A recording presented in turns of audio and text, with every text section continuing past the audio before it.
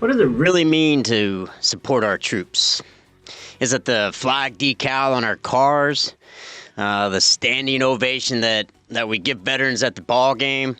Is it the amazing Veterans Day sales? Or is it something deeper, something harder to obtain? Because when the uniform comes off, the mission doesn't end there. For too many veterans, the years after service are marked by struggle to find employment, struggle to find housing, struggle to find decent health care, struggle just to find purpose, struggle to be seen. We say thank you for your service, but how often do we follow that up with action? Why are thousands of veterans homeless in the wealthiest nation on earth? Why are mental health clinics at the VA so understaffed?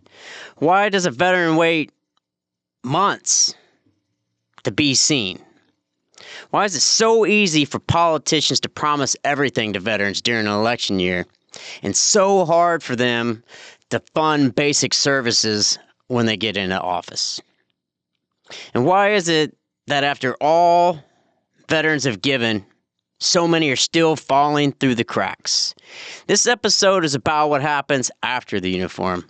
It's about the gap between what we say and what we do. It's about the promises we've made and the promises we've broken. This is Evergreen Perspective. I'm Ben Chrisley, a Navy veteran, a flight nurse, and someone who's had to navigate the VA system myself. I've sat in the same waiting rooms over and over, filling out the same forms, hoping this time something might actually be different, hoping that somebody might actually listen this time.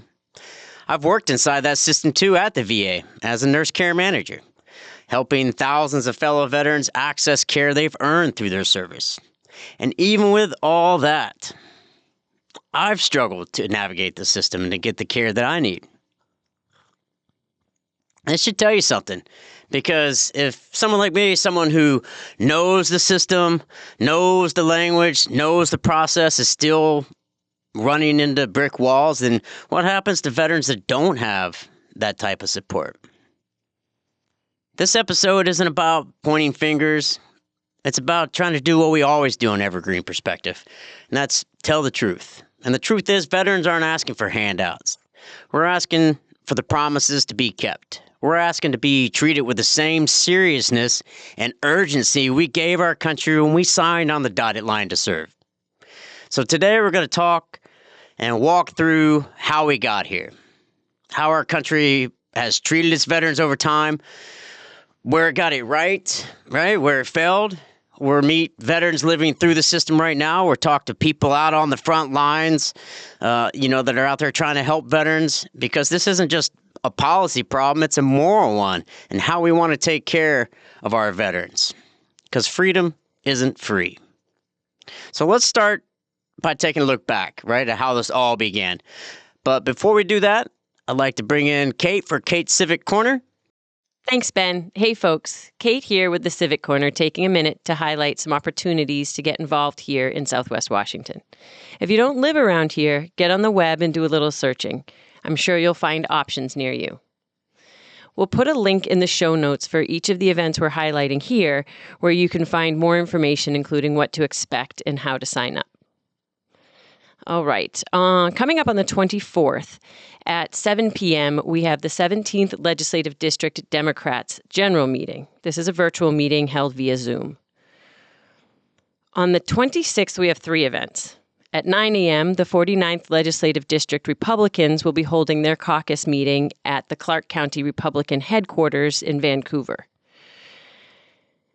Also, the 26th is the Repair and Sustainability Fair in Centralia. All kinds of cool stuff happening at this event. The main focus is helping community members fix items they'd otherwise need to throw away. Broken appliances, clothes with tears or broken zippers, broken bikes, knives that need sharpening, that kind of thing. There are also free classes on composting and soil health. Check out the link for more details. Some pretty awesome stuff.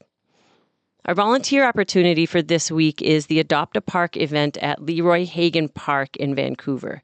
This is also on the 26th, starting at 10 a.m. These are just a few of the great ways to get involved.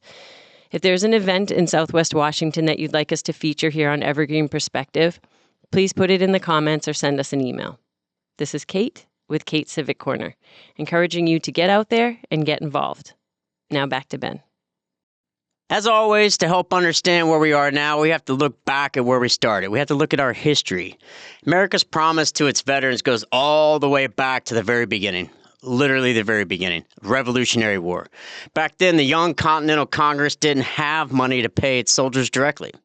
So instead, they issued promissory notes, basically IOUs or war bonds called Continental Certificates, with a promise that they would be paid back with interest later.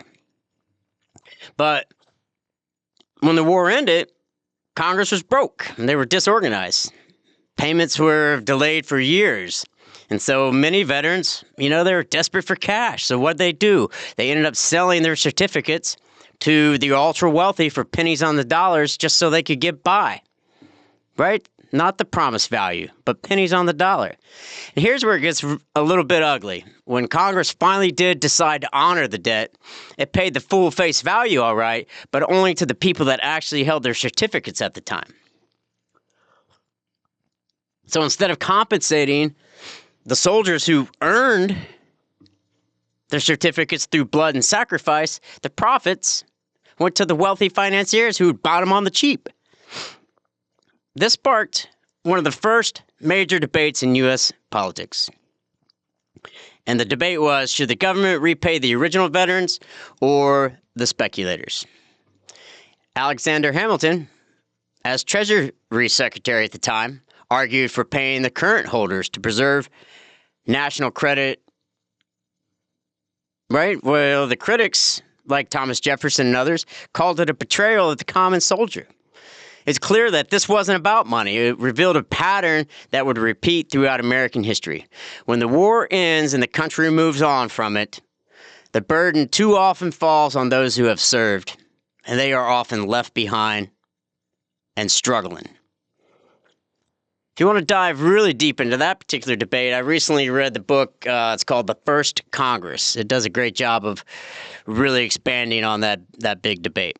But let's move to the Civil War. That's when the federal government started to expand veterans' benefits in a more formal, structured way, especially for Union soldiers, particularly, who were wounded or disabled. But even then, the system was deeply unequal. White Union veterans could apply for pensions, first just for injuries, but then later on for age and any other type of disability they might have suffered. So some of these pensions came for them. But, it's especially important for the aging soldiers, right? Because they didn't have the same type of social backstops we have now.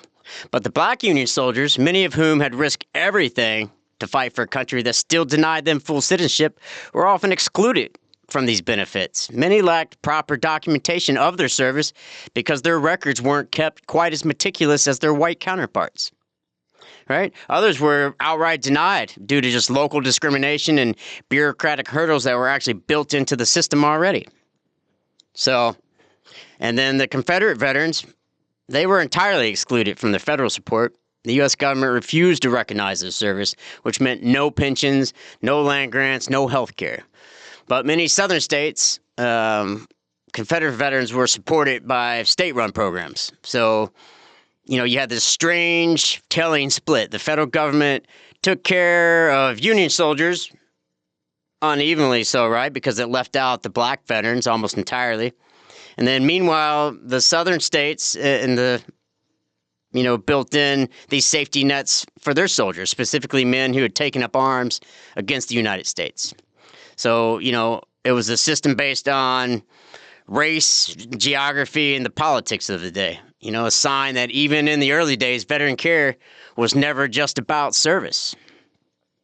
So if we fast forward to World War I, right, over 4 million American soldiers returned home from what had been called the war to end all wars. They came back to a country that was unprepared to absorb them. No job programs, no mental health support, no health care, no housing assistance.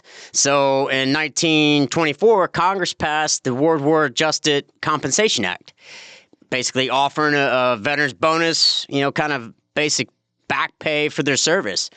But there was a catch for this. The bonus wasn't payable until 1945. So veterans were handed a certificate. Here you go. Thank you for your service. Come back in 20 years and we'll make good on this. But then the Great Depression hit. And so by the early 30s, unemployment had soared, banks collapsed, and families were going hungry. Veterans who had served their country proudly in the war to end all wars were now standing in bread lines just to try to get some food for them and their family. So in the spring and summer of 1932, they were desperate and fed up. Tens of thousands of them decided to take action. They called themselves the Bonus Expeditionary Force, but most Americans at the time just knew them as the Bonus Army. So this Bonus Army comprised of about 40,000 people, so about 17,000 veterans and their families, went to D.C. They built makeshift camps, entire shanty towns across the river from the capital, and they set up shop there, right? They held peaceful marches and protests. They lobbied lawmakers, and they were asking for just for one thing. That was to get their promised bonus, right? They wanted it early when they actually needed it. They stayed for 2 months out there, surviving heat, rain, hunger, hoping that Congress would do the right thing. But when the bill to pay them failed in the Senate, the government turned on them. So in July of 1932, under orders from then-President Herbert Hoover, the U.S. military was sent in to clear the camps. The military force included names that you're familiar with: General Douglas MacArthur, Major Dwight D. Eisenhower, Major George Patton. Names that we now know, right, would become legendary later on. But on this day, man, they weren't heroes on this day. MacArthur ignored orders to stand down. He led his troops, armed with bayonets and tear gas, through the Bonus Army camps. They burned down the shelters. Tanks rolled through the streets. Over 1,000 veterans and family members were injured, and at least 2 killed on that day, including one baby who died from tear gas inhalation. I mean, let that sink in. The U.S. Army attacked its own veterans on American soil. Men who had worn the same uniform were now treated like enemies of the state. And what was their crime? What was their crime? Their crime was asking the country to make good on a promise that was made to them. Well, the public backlash on this was huge. Public was horrified. Newspapers across the country condemned the violence, right? Photos of veterans beaten and camps burning hit the front pages. It became a turning point in American politics. It's one of the main reasons Hoover lost re-election that fall to Roosevelt. Even though Roosevelt had publicly opposed the bonus bill, but he did promise never to use military forces against its own people again. So the Bonus Army didn't get their money in 1932, but their sacrifice wasn't forgotten. In 1936, Congress finally passed a bill granting early payment, and they had to override President Roosevelt's veto to do it. So,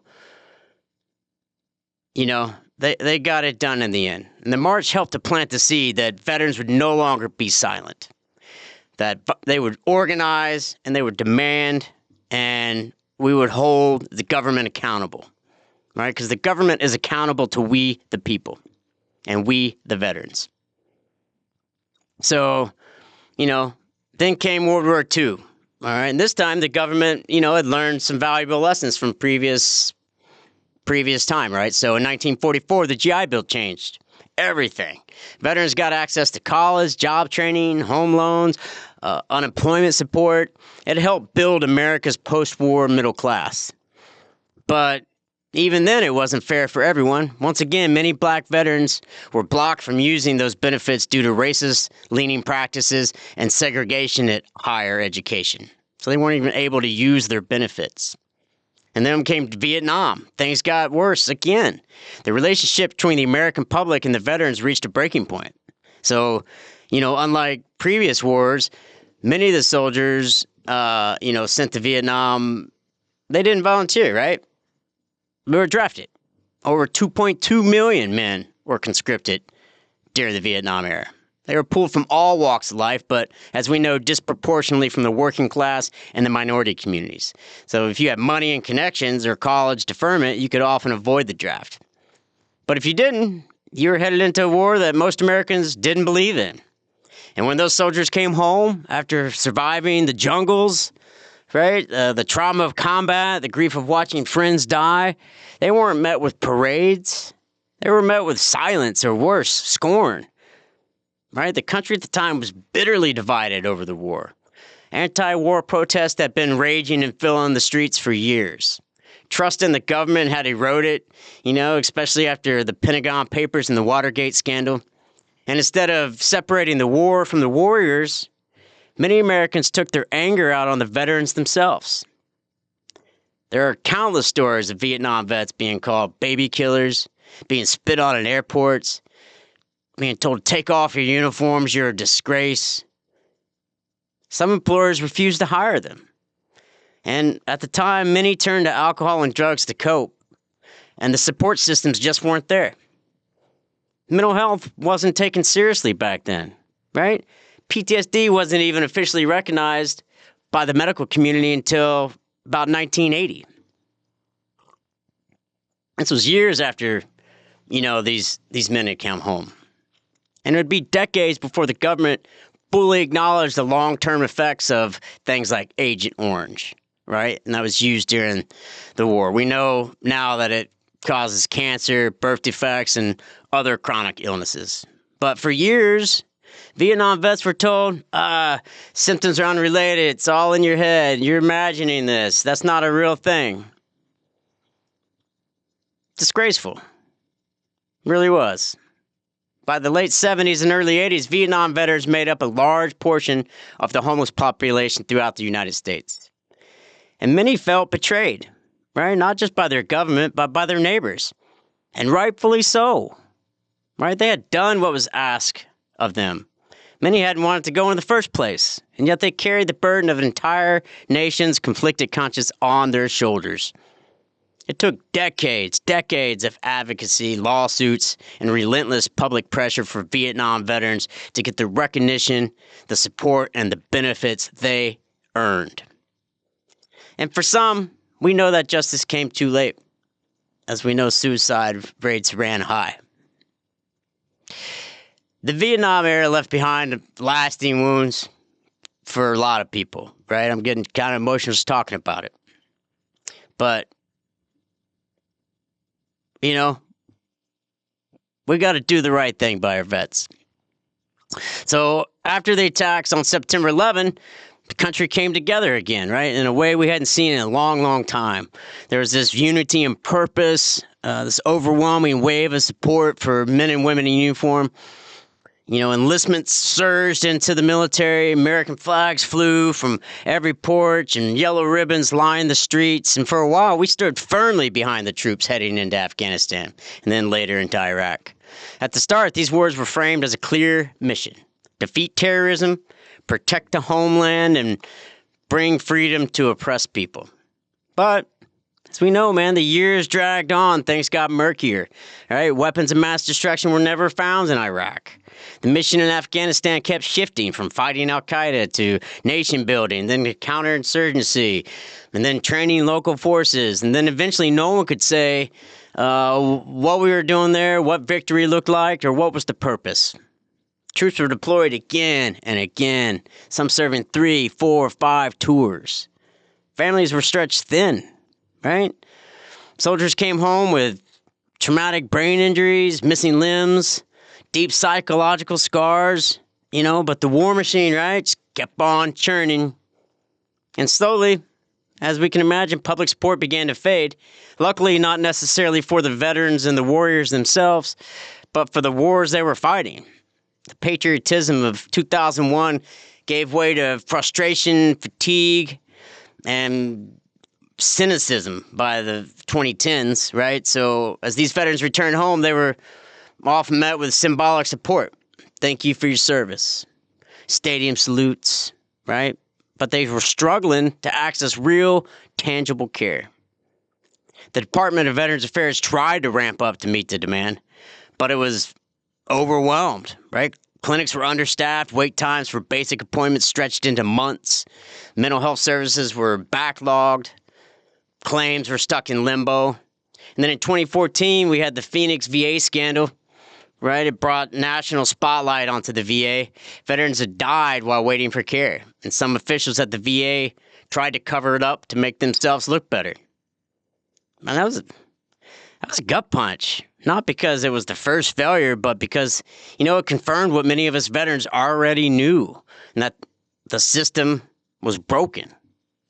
And the hard truth is, even as these wars created new generations of veterans with very complex long-term needs, our commitment to fully supporting them was not keeping up at all, right? The slogan stayed strong, all right? The bumper stickers stayed bold, but the infrastructure to really do something with mental health services and claims processing lagged way behind. We built a narrative around supporting the troops. But in many ways, it became just that. It's just a narrative. The deeper support, the kind of care veterans actually need to live stable, healthy lives, that just wasn't there. Just wasn't there to support that many warriors that needed help. And now, as the longest wars in American history are faded from the headlines, right? Many of the veterans who fought them are facing same familiar patterns, being remembered, but not really seen. Right? And here's the thread running through it all. America knows how to give a stirring speech about service. But when it comes to write the check, that's where support too often disappears. So that brings us to today, right? We'll talk about what it's actually like to try to get care at the VA, what it's like to move on from military service. Like to start with the story of a Marine who's just trying to get help for what he brought home from Afghanistan. But before we do that, I think it's important, as always, to let's look at the last several administrations and their impact has been for veterans, right? So let's start with George W. Bush. Obviously, he was president 01 to 09. He was the president when the towers fell. He was there, president when we entered Afghanistan and then later Iraq. In the early years, his administration received strong bipartisan support for new VA initiatives, as the number of, post 9/11 veterans grew and grew and grew. In 2007, President Bush approved emergency funding to expand mental health services and improve treatment for traumatic brain injuries, and he helped reduce the claims, the backlogs of claims as well. So, he put that money in there. The funding was aimed to enhance VA's capability and help provide more timely care for the veterans, right? They also implemented several measures to address the claims delays, right? Enhanced the claims delay process. And then he also signed the post 9/11 GI Bill in 2008. It's one of the most significant expansions of veteran benefits since its inception in World War II. It helped thousands of veterans afford college, vocational training, and housing. So a lot of good things there, but at the same time, the VA was still cracking. There were early reports of still having inadequate mental health services, right? Still delays in disability claims, understaffing in key facilities. The wars were obviously generating more veterans with complex needs than the VA could handle, and the funding wasn't keeping pace. So while these initiatives helped improve the system, the challenges, they persisted, right? Because there were so many veterans there that needed help. And as indication that, subsequent administrations were still going to have their work cut out for them. So after, Bush obviously was Obama, he came into a recession. He came into a VA system that was cracking. For his part, his administration increased the budget to the VA by 85%. New initiatives were launched during his presidency as well to continue to expand mental health care, help try to reduce homelessness. They worked hard to digitize the VA claims system. His team also created Veterans Employment Initiative. So that expanded telehealth, launched programs aimed at ending veteran homelessness, But, as we already talked about, his administration was rocked by that 2014 Phoenix VA scandal, right, where veterans died under his watch. Obama accepted the resignation of the VA secretary at the time and brought in new leadership. But, by that time, damage was done, right? The public trust in the VA system was broken. So while they tried to help out, they also exposed a lot of weaknesses in the VA. The intent was there, I think, but so were limitations. And for Trump's first term, he ran on a message of fixing the VA, and he made some high-profile changes. He signed the VA Mission Act in 2018, which expanded access to private health care for veterans if they couldn't get timely care at the VA. And while this sounds good on the surface, critics argue it paves the way for VA privatizing, right? By privatizing VA. But, that in turn siphons off resources and funding away from the public VA hospitals, right? And into the private sector. He also removed protections for VA employees, which led to waves of firings, decreasing staffing, and created fear and instability within the system.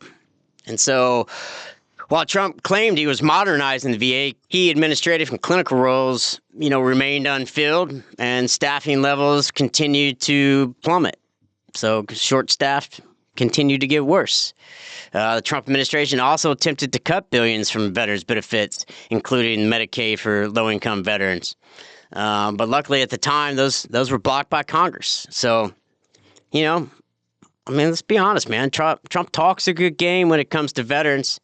The speeches, the slogans, the salutes, they're all there. But when you look past the rhetoric and dig into the actual budgets and policy decisions, the story gets a lot more disturbing. And that's the truth, guys, right?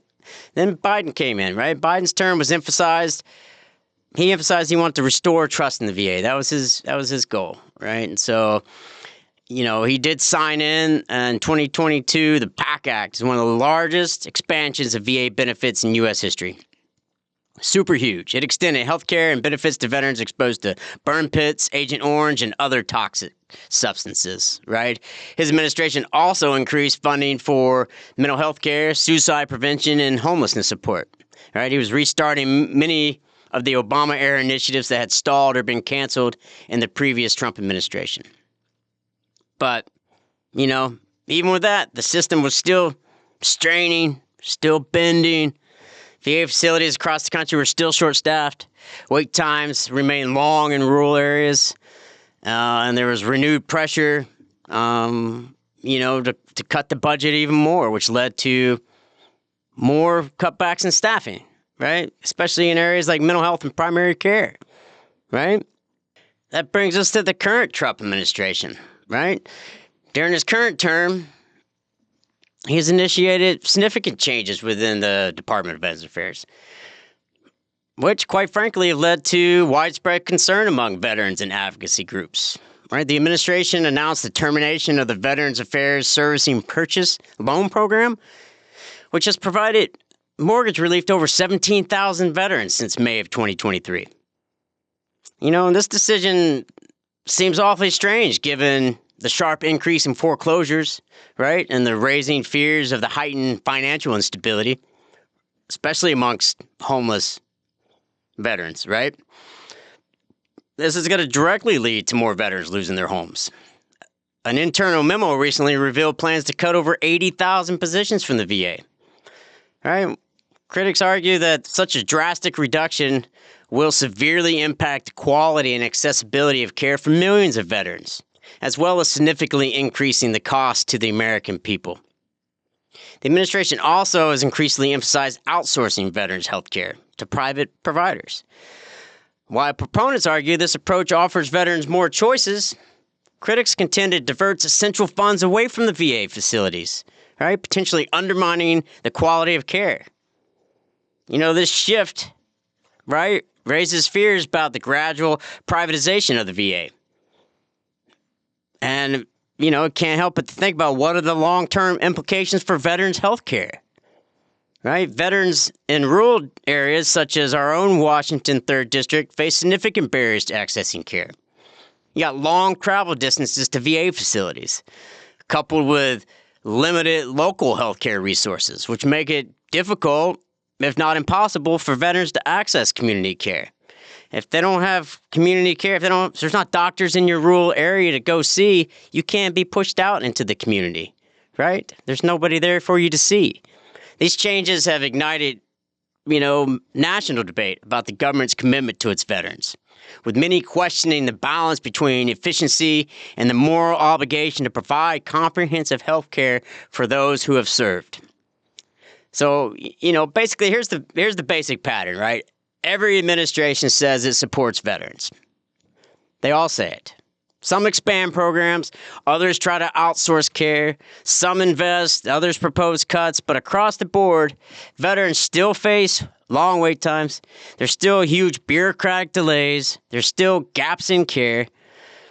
Because it's one thing to say you support the troops, it's another to fund the people who actually do the job to care for them.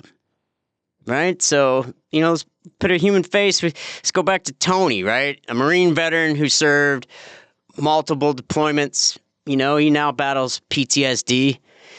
Tony applied for VA care 6 months ago, but is still waiting consistent therapy sessions. He expressed his frustrations to me.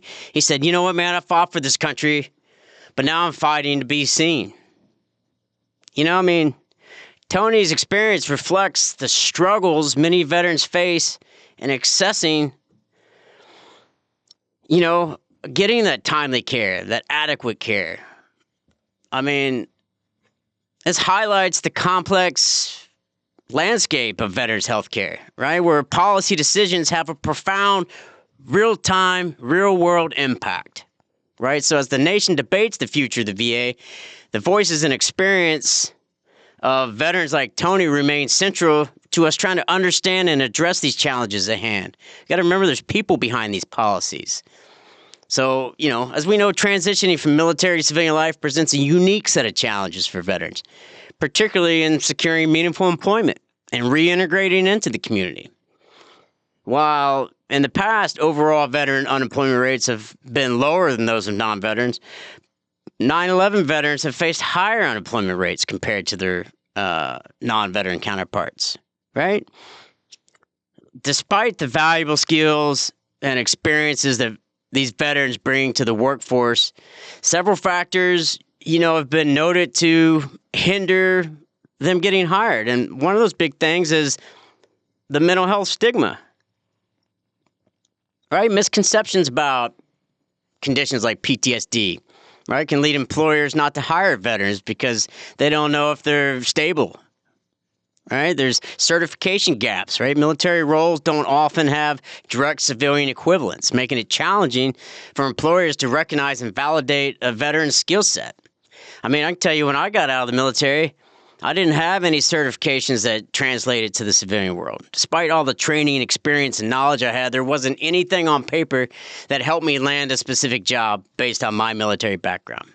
And that's the dilemma for a lot of veterans, right? If not most, right? That's what we face transitioning out of service. We've done the work, we've led the teams, we've handled complex operations, made high-stakes decisions. But, unless that comes with some type of civilian license, degree, or certification, it often doesn't count the same, right, in the outside civilian world. I truly believe we can do better, a better job of helping service members leave the military with credentials that actually carry weight, right, and reflect what they already done, what we already know. It shouldn't be this hard to start the next chapter of our lives. In Clark County, Washington, here where I'm at, several organizations are actively working to support veterans in their transition to civilian employment and life. These initiatives, not only provide job opportunities, but offer up, essential services to ensure veterans and families receive comprehensive support. One company that comes to mind is Ad Security Incorporated. It's a Vancouver-based company. It demonstrated a strong commitment to employing veterans, and I'd like to see more of that. It collaborated with WorkSource. They successfully recruited quite a few veterans. Now, from what I hear, veterans make up about 60% of their workforce. Man, this is awesome. This not only helps them by getting high quality employees, but it helps the veterans, providing them with solid employment. We also have WorkSource Southwest Washington, which offers a range of services aimed at assisting veterans in finding meaningful employment. They offer recruitment assistance, hiring events, training resources, tailored to help businesses tap into the veteran talent pool. A lot of talented veterans out there. We got to get these men and women to working good jobs. We also have the Clark County Veterans Assistance Center. All right, it serves a vital resource here. Beyond employment assistance, the center provides rental assistance for low-income veterans, food and clothing support, and it can also help with VA claims and benefits. That's awesome. It's a complicated system to try to navigate by yourself. These organizations exemplify the community's dedication to honoring and supporting veterans by helping them, reintegrate into the civilian workforce. And at the end of the day, it's going to enhance not only the veterans' quality of life, but members of the community around them as well. And most communities have resources similar to these. So I encourage you, if you need them or somebody who might benefit from them, get on your favorite search engine and search out, programs out there that can help. There's a lot of them. There's a lot of good people out there doing a lot of good work. So we've touched on transitioning from military, how that's a lot of challenges, healthcare, a lot of challenges. One thing you may not realize is that securing stable housing is a major challenge for veterans. So, while there has been progress made in reducing veteran homelessness, recent data sadly indicates, that reversing some. According to the latest numbers, the homeless veterans has increased by 7.4% from 2022 to 2023. In Clark County, Washington, the situation reflects about the same national trend. I will add a little bright spot here, though, is that in 2023, we had 50 veterans enter housing programs here locally. That's a 35% increase over the previous year. So kudos to all those that are working on making that happen. There's a lot of factors that, make it challenging for the homeless or for veterans to keep stable housing. One of them is, mental health issues, right? Especially PTSD and depression. It makes them hard for them to keep a job so they can keep a house, right? Substance abuse. A lot of veterans turn to drugs and alcohol as their coping mechanism, and that leads to further financial instability, as we can imagine. Difficulty, as we've talked about, transitioning your job skills from the military to the civilian sector. So not being able to get steady employment or being underemployed, jobs that are below your skills, but you don't have the piece of paper that says you can work there. Then just the general overall lack of affordable housing. It affects all of us, but it especially affects veterans with all the other things that come with it. I was talking to an outreach worker that said, we got guys out here who are on the front lines, now they're in tents. VA sends them here with a bus pass and hope, and that's it. That's a pretty profound statement, and that underscores the need for comprehensive support systems that not only address housing, obviously, but the underlying issues that veterans face that led them to be homeless to begin with. So, I want to take a moment to speak to my fellow veterans. I know some of us were able to transition out of service and land on our feet, right? But maybe we got lucky, right, with timing. Maybe we had support. Maybe we found purpose right away in a new career or a new community that brought us in. But not everybody's road looks the same, right? Some of us carry wounds you can't see. Some came home to, broken systems, broken families, right? Their battles didn't end when the uniform came off. For some of them, it just began, right? No two veterans' experience is ever alike, right? What affects one person deeply might roll off the back of another. Trauma doesn't always come from a firefight. Sometimes it's about what happens, when you get home, or what doesn't happen when you get home, right? You feel completely lost. Sometimes it's not being seen at all. And I've heard it before. Maybe you have too, right? Why should we help them? They're just addicts. They made a decision to drink too much. I did fine. Why can't they? Man, but here's the thing. We don't get to judge someone else's battle just because we made it through our own. That's not how brotherhood and sisterhood works. That's not what service means. Some of us are still out here fighting for sobriety, fighting for housing, fighting for just peace of mind inside our heads. And if we can't show up for each other, who will? Who's going to show up for us? We've all been trained to have each other's backs. That doesn't stop when the mission ends. That doesn't stop when we trade our boots for a pair of dress shoes, right? So if you've made it out the other side, reach back. Don't pull the ladder up behind you. Be the hand that somebody else needs, because chances are someone once did the same for you, whether you know it or not. Right? We all served. Right? We all sacrificed. And we all deserve a shot at healing, rebuilding, no matter how messy, right, that road might look. That's what real support looks like. And that's how we get to honor our own. So, with that said, what can we do as a society to help address veteran homelessness?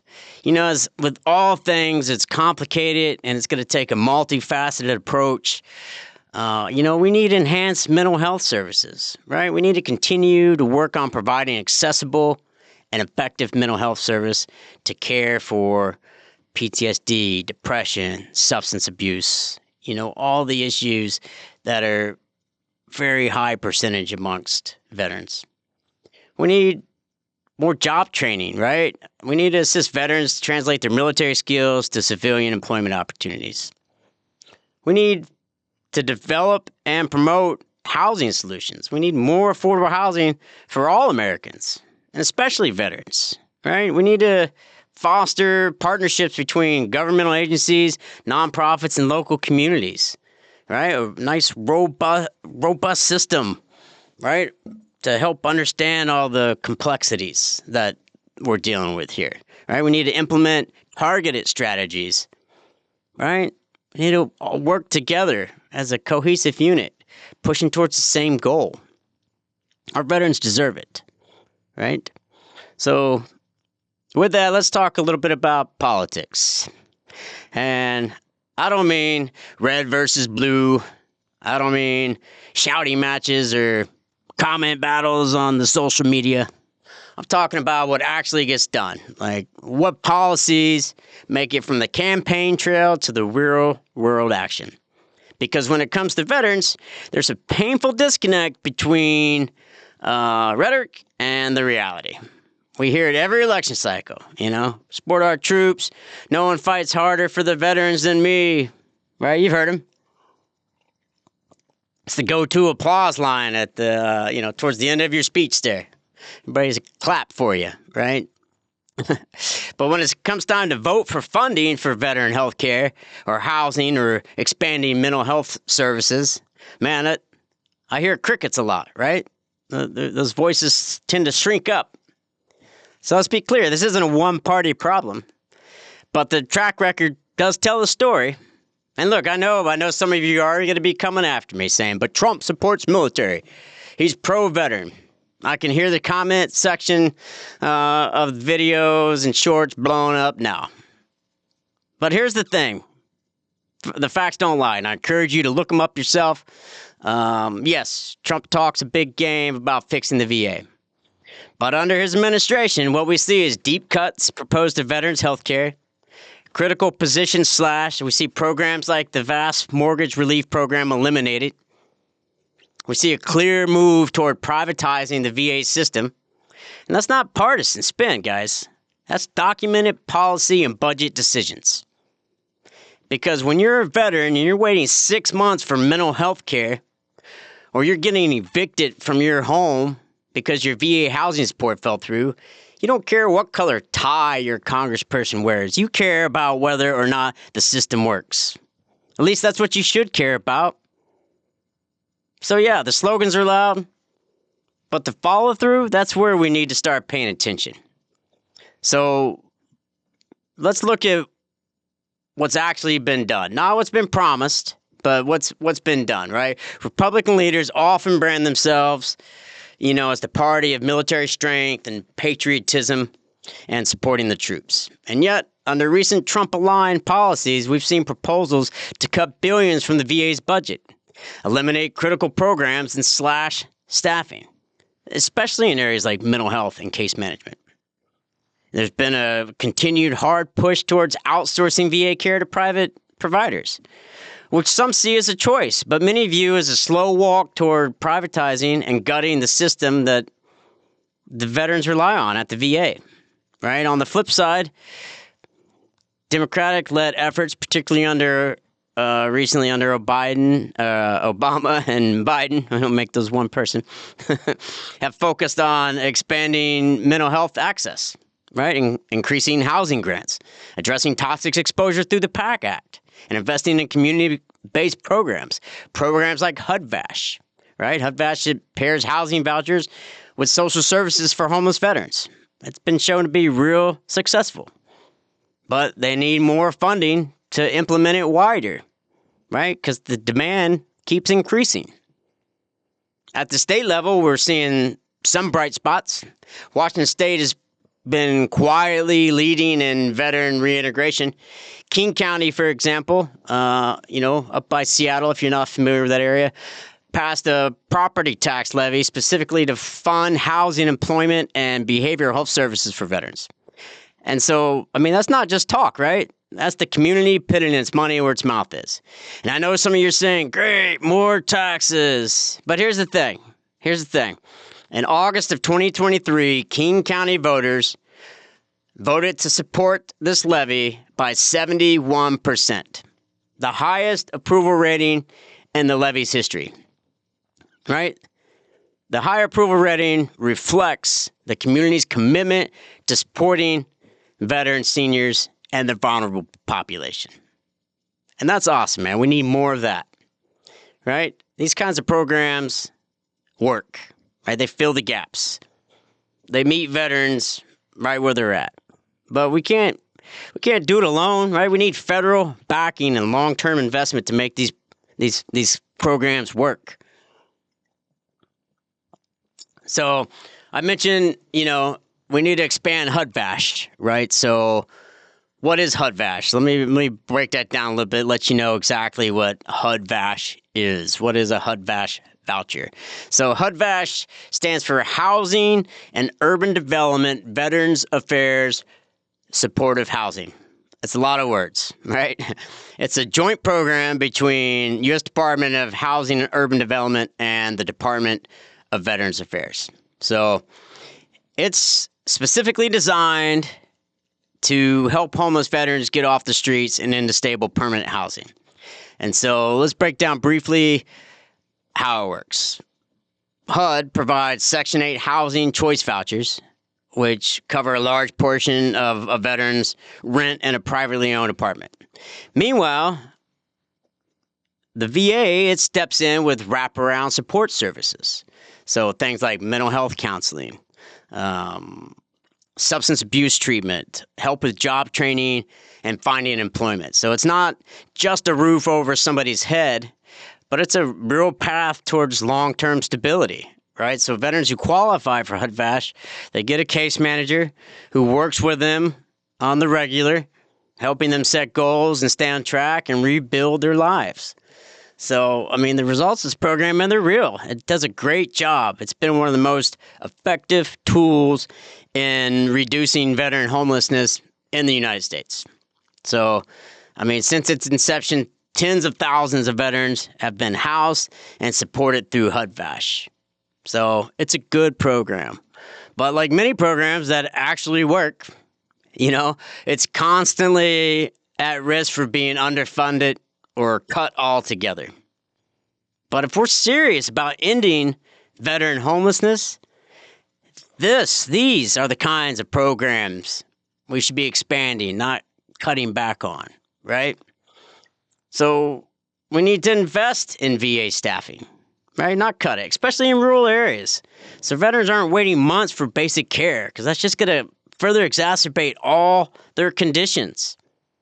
But right now, that's under attack, right?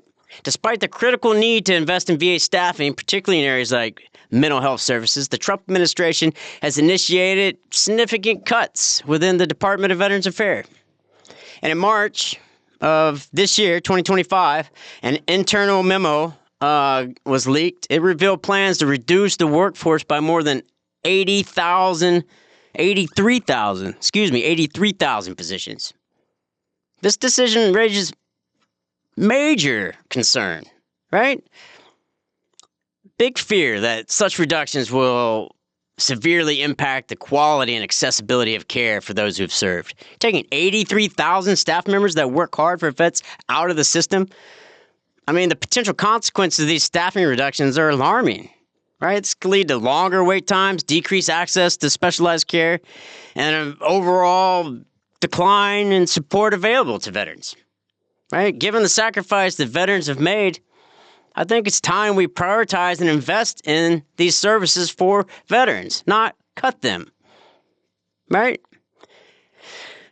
I don't know. So some folks in the current Trump administration claim that cutting VA staff and shifting services to the private sector is about streamlining government and reducing inefficiencies. That's a load. So let's break it down. Let me tell you why it's a load. Because what they're not saying out loud is that privatizing VA care doesn't actually save money.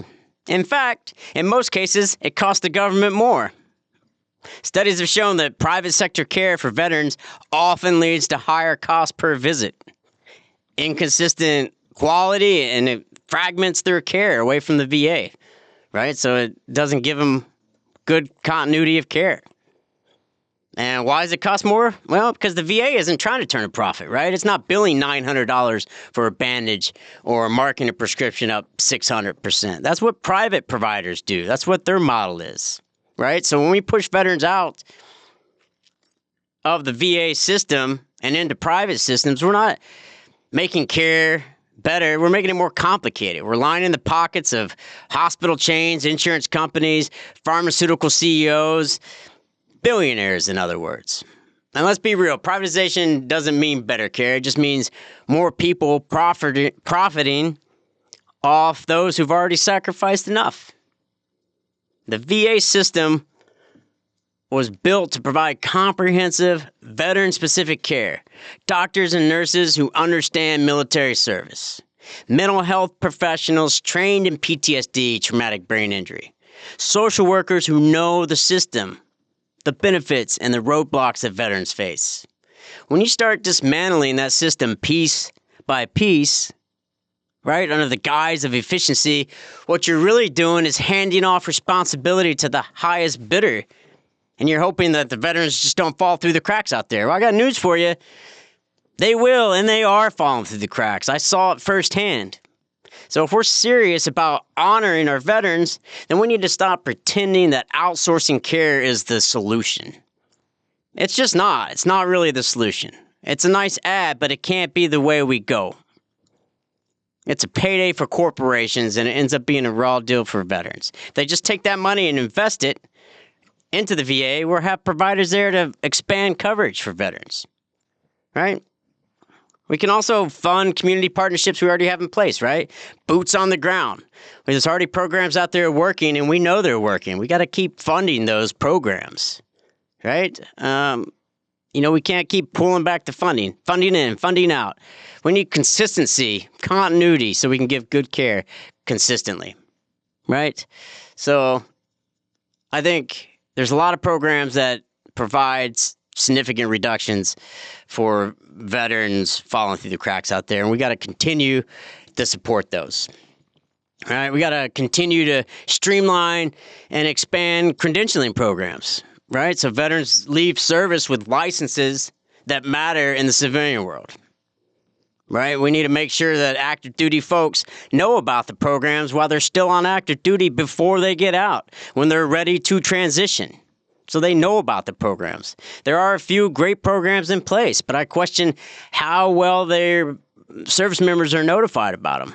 You got credentialing opportunities online. It's called COOL. All right, each branch of the U.S. military offers a COOL program. Right, it's designed to help service members translate their military training and their experience into civilian credentials. A great program, but only if service members know about them before they get out. You also have the United Services Military Apprenticeship Program. That's for the Navy, Marine Corps, Coast Guard.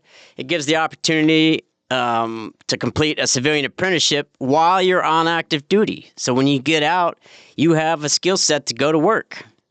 You have the DoD Skill Bridge Program, right? It provides service members with the opportunity as well to gain civilian work experience, internships and apprenticeships during the last 180 days of your active duty service.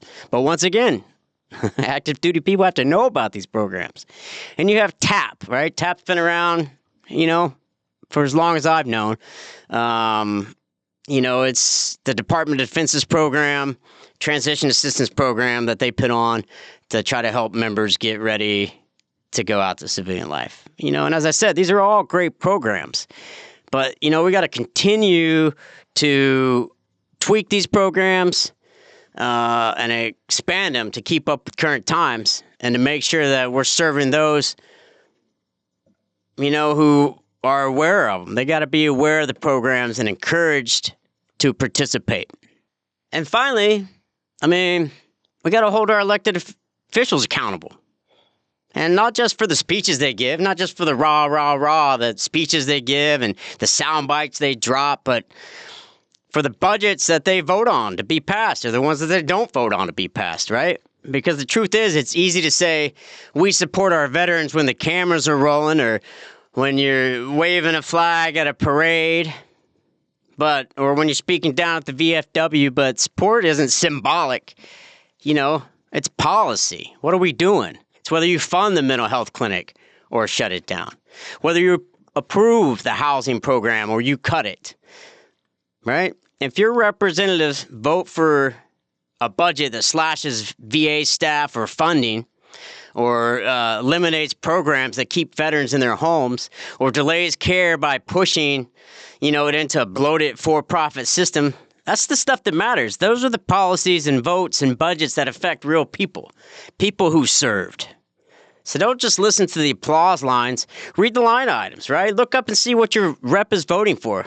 Ask your rep, what have you actually voted for that supports veterans? What programs have you protected, right?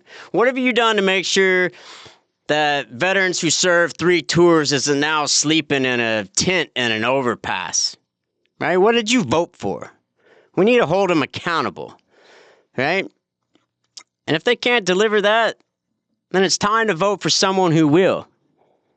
Because there's plenty of good people out there that will protect the benefits for our veterans. Because at the end of the day, support isn't just a slogan, it's a policy, right? And veterans, we need to remember who showed up when it counted, right? We kept our promise. We signed up, we showed up, we endured deployments, we missed birthdays, holidays, right? Anniversaries, right? We held that line in ways that, those who didn't serve will never fully understand. It's hard to explain. We did our jobs, even at the cost of our own health, our families, right? Now it's time. It's our turn as a nation to show up for the veterans. That means more than lip service. It means fully funding systems that veterans rely on. It means making sure rural clinics stay open. It means investing in mental health, in housing, and community-based care that helps our veterans where they're at. It means voting and passing budgets that don't cut VA funding, that don't cut VA staffing. We need to match our gratitude with action. Because every veteran should come home to a country that doesn't just honor their service with words, but it should honor it with dignity and access and support. We owe veterans the support that they were promised. So Pay attention to what your representatives are voting for out there, guys. You can't just stand on party lines saying this is the party of the veterans. You got to look at what they're actually doing, right? We have to pay attention. And we can't just stand on some ideology about a party line when they're not getting it done for us. With that, I want to thank you for listening to Evergreen Perspective. Once again, I'm Ben Chrisley. I appreciate you all more than you could ever know. Questions, comments, whatever, always feel free to drop them, even if you don't agree with what I'm saying. I just ask, if you don't agree with what I'm saying, you bring some real data to back it up so I can learn too, because I'm always on here trying to listen as well. So thank you all. I want to see you next time, and as always, take care of yourself and take care of each other.